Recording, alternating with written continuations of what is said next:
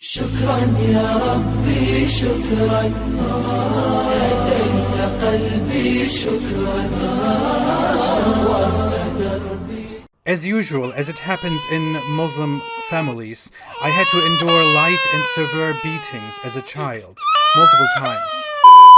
Assalamu alaikum everyone, my name is Emin and today I'm going to be sharing my thoughts with you on the second most popular video on Apostate Prophet's channel that is called Who Really Wrote the Quran? Hi everyone and welcome, this is the Apostate Prophet. When talking about Islam, especially if someone is newly introduced to Islam, there is always this question: who wrote the Quran?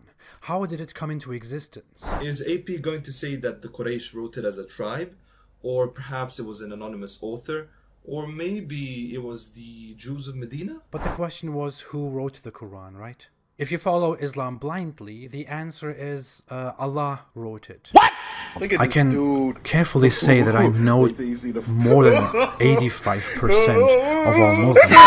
If you don't follow the Quran, you should know the fact that the Quran was written by multiple people over a quite long period, which is a weird thing for a book that is supposed to be Almighty Allah's direct word. Actually, the orthodox Muslim opinion is that the Quran was written down by multiple people over a long period of time.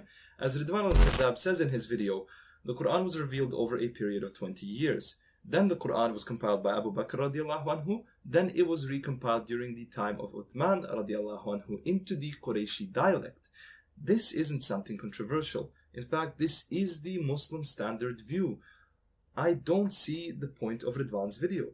The different ways of reading the Quran can change the meaning minimally or very much. Most Muslims only trust in the current version of the Quran because that one was declared by Uthman to be supreme, a human, a regular Muslim and political ruler, 20 years after Muhammad's death. That's why Islamic teachers prefer not to teach their Muslim students transparently and clearly about this.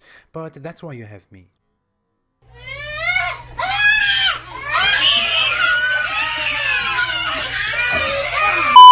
Actually, no, this material is taught in all Quranic science classes.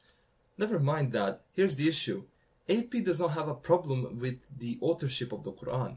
He has an issue with the way of the preservation. That's not all. According to Islamic belief, even after this happened, there was not one single form of the Quran. There were so many different ones, with verses varying among the owners. Also, Arabic was not a strong and unitary language. There were many different dialects and ways to read a text, and since Arabic didn't have very well outlined rules back then, the scribes and the readers had their own versions of the Quran. That's why a task was initiated, most probably by Uthman, the third caliph, to unify the Quran by creating one canonized form of the Quran which would overrule all other Qurans. The purpose was to create specifications of vowels and diacritical points in accordance with one specific dialect of Arabic, so that the Quran cannot be understood differently by reading it differently. That's interesting. So AP pretty much says what Islamic scholarship has been saying for the past,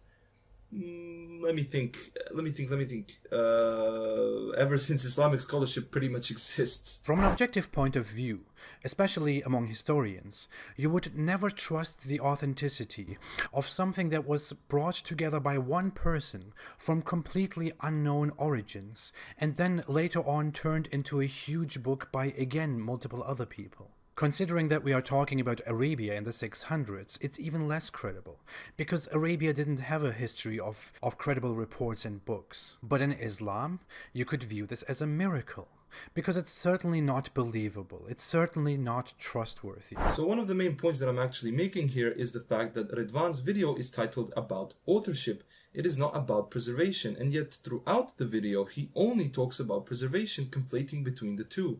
This is one of the main fallacies that he makes. Moreover, he is completely ignorant about Quranic sciences and everything and anything related to them.